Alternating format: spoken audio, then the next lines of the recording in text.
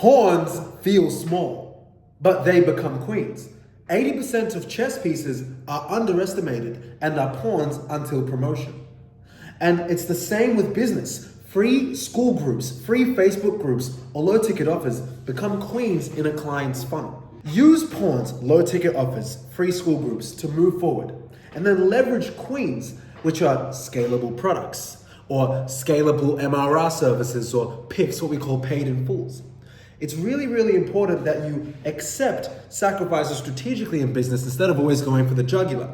You see, we had a client and they're a cosmetic clinic, and a lot of their content that they post on their page is about, them being an authority on the topic in, needling and these other services that are surrounding their niche and service. But what they did very cleverly was they had an external coach that was guiding them on how to have or build towards having low ticket offers, how to do this by yourself for $27, $20, etc.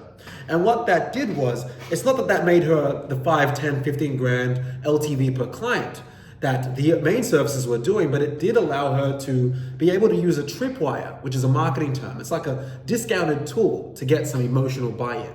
My version of that is my free Skool group. My free Skool group has over 100 team members all across it on that platform all across the world. And people get access to over 30 videos where I teach them sales, marketing, appointment setting, virtual assistants, and all these skills.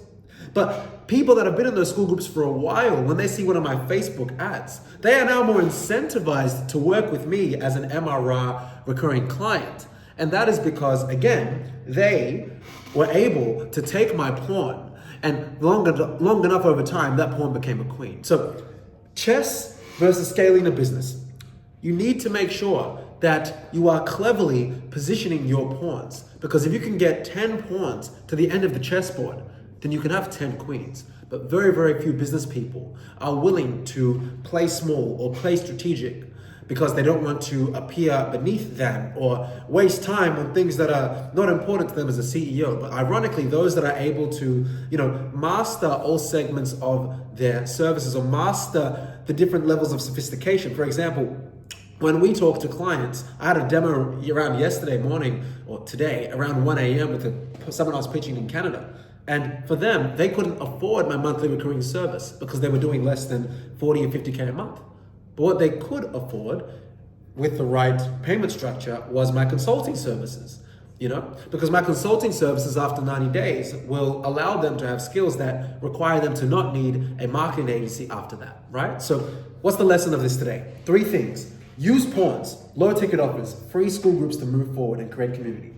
Then leverage the queens, which are your scalable products and your services, and then accept sacrifices strategically. So what I mean by that is accept that you might have to build something very inexpensive or free to get buy-in. Look at what Alex Hormozi did. This guy sold over $100 million in a weekend.